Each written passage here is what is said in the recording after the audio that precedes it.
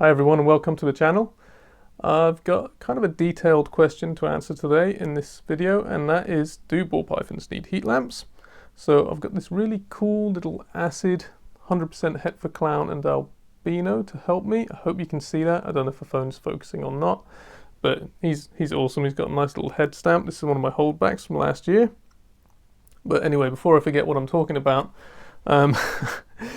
this is a topic where, first of all, I want to say I have nothing against using heat lamps for ball pythons, as long as you make the rest of the enclosure appropriate, and as long as you do provide some kind of heat at night. The idea that they don't need heat at night is the kind of thing that's leading to people getting respiratory infections and stuff like scale rot. So if you want to, even after watching this video, if you want to use a heat lamp for your enclosure, that's totally fine. I've got nothing against it. However, what I am against is people from, various walks of life using more or less scientific studies and kind of coercion to make you buy heat lamps and to make you buy certain types of enclosures and stuff like that. So there's a lot of information put out in this hobby. Some of it good, some of it bad. But what you need to understand is that just because a scientific study is peer-reviewed, or just because it's published, it doesn't mean that there isn't bias in there.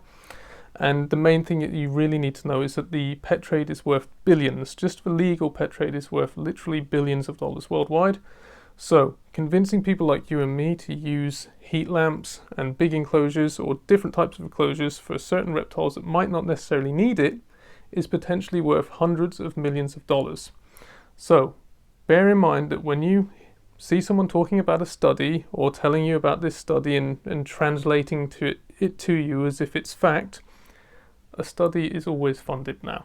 Just like the media is always funded by someone, a study or a journal is always funded by someone. And someone who really, really wants you to use a certain type of enclosure or heating equipment, they'll never fund a study that isn't going to find what they want you to. Or what they want to, sorry. So that's the main thing you need to know, first of all. And obviously the only reason I feel even remotely qualified to talk about this is because I'm someone who was originally a scientist and got bored of it and can't be bothered doing any good studies myself or even trying. And I've also worked in biology writing, and now I work in data for the government. And I have touched on this kind of stuff many times over the years, and I've personally seen a lot of bias and a lot of even herpetologists and professors do things that I don't think are particularly professional or balanced. But anyway, enough of the negative stuff. The first question to answer with a question like this is why... Oh, I can hear my parakeets going mad for some reason. Not sure what's wrong with them. The first thing to cover is, do ball pythons bask? And if so, why? And why do people say they don't bask? So the thing is, yes, a ball python that's gravid or that is looking after eggs will bask. If she feels that her body temperature is too low, she'll definitely go out and bask, because that's the thing you need to do.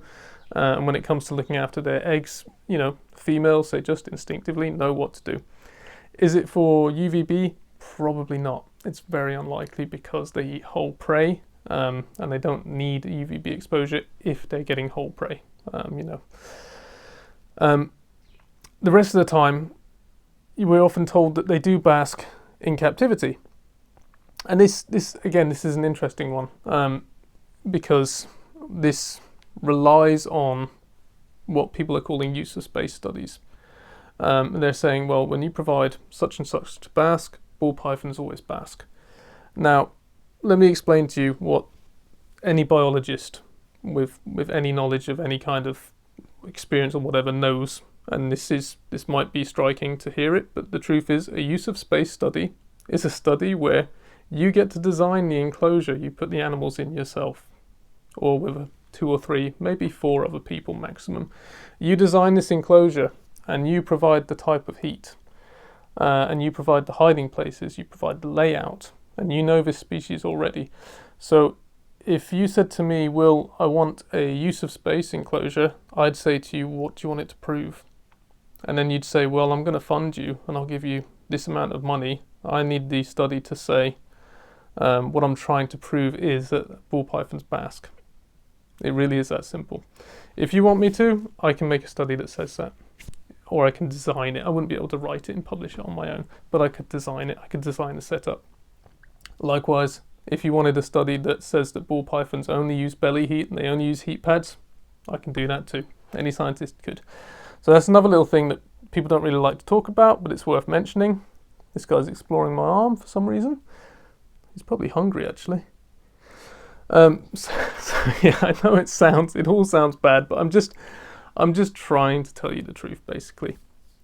And the next argument that people use for heat lamps is an argument which is totally true for basking species, and that is that the sun and some heat lamps produce obviously various types of UV, which is good, UVB, UVC, UVA, but UVA is one you don't use for, well, it's not the main one you use for vitamin D synthesis. It plays a role, but it's mainly for heat.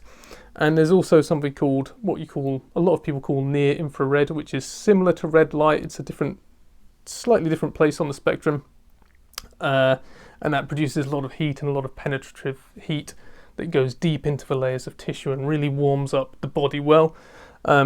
So for a bearded dragon, for example, that would be extremely important to have a really effective basking heat that goes deep into the tissues.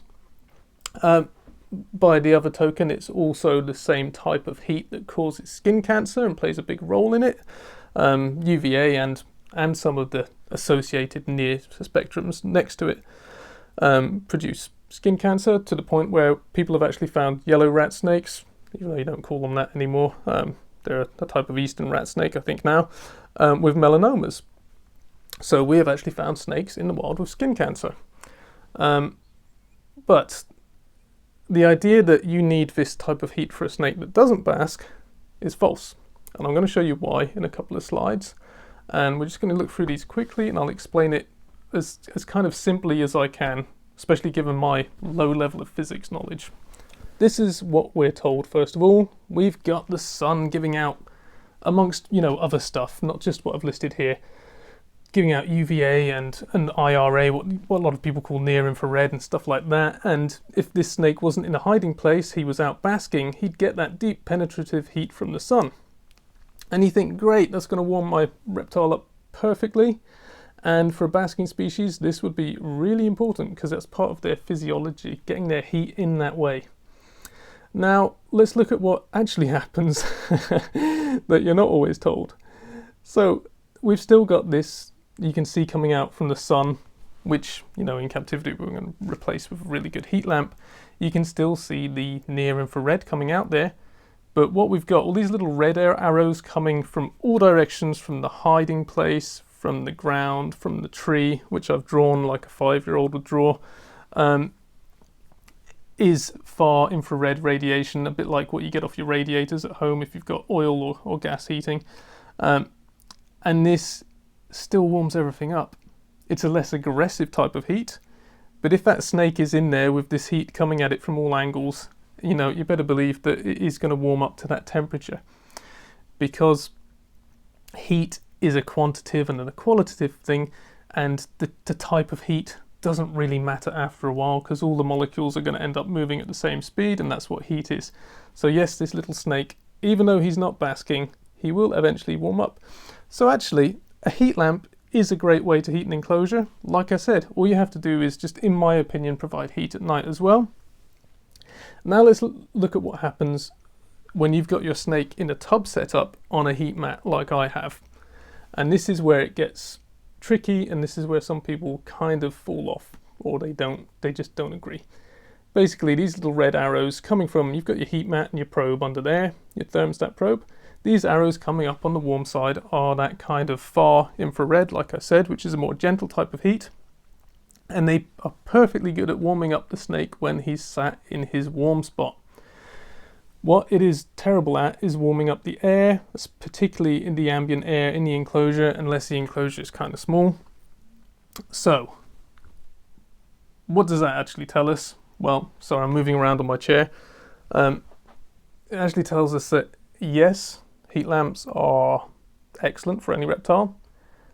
Are they necessary for ball pythons? Not really, because they spend most of their time hiding. They might spend 1 hour a day out, depending, it can be more. Particularly if they're anxious or hungry, they'll come out for hours, and the solution to that is, give them some food. But on a heat mat on the warm side, if the room is warm and the ambient temperature in your room is warm, your snake will be fine with a heat mat. It really is that simple. So my snakes are in a room that I heat with an oil-filled radiator. I've also got my parakeets in there at night, and that room is heated 24/7, particularly a little bit more during the winter and a little bit less during the summer. But the snakes with their heat mats have nice warmth coming into their warm area of their hiding places, and they have a nice ambient air temperature from the heating, the way I heat the room. And I've already said, like, I keep my snakes in tubs and some in a rack as well, and I'm happy to do that because I get them out, several times a week because I work from home anyway. So they are exploring that room and the house quite a bit too, and they're perfectly fine. What is true though, what I will say for the people that talk about heat lamps and act like they're completely necessary is, well, actually in a big vivarium or a big enclosure, a heat lamp or a ceramic heat emitter is absolutely necessary to keep that temperature up. It won't work. Heat mats don't work in big enclosures. But to say that they don't provide a type of heat that can effectively warm your snake up, it's not true. If the snake sat on top of its heat mat, not on it, but on top of substrate inside, and you put your thermometer probe or you test with your infrared thermometer gun, and it says 89, well, your snake will warm up to 89 eventually, Fahrenheit that is. So do heat lamps, in conclusion, do they provide a different type of heat?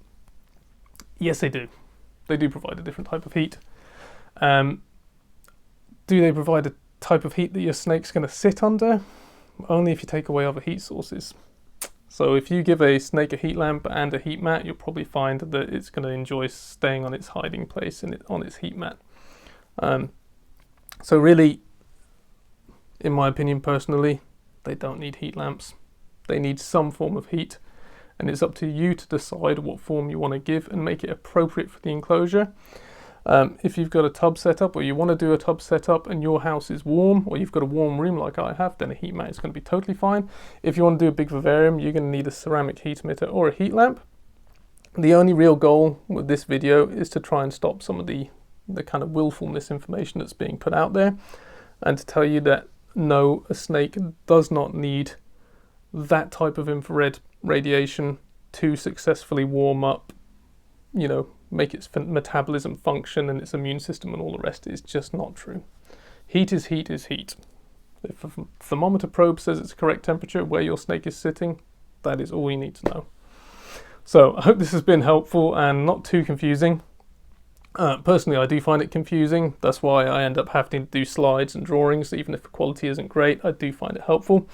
But if you have also found this video helpful, please do like and share and subscribe, and hopefully come back in a couple of weeks for another one.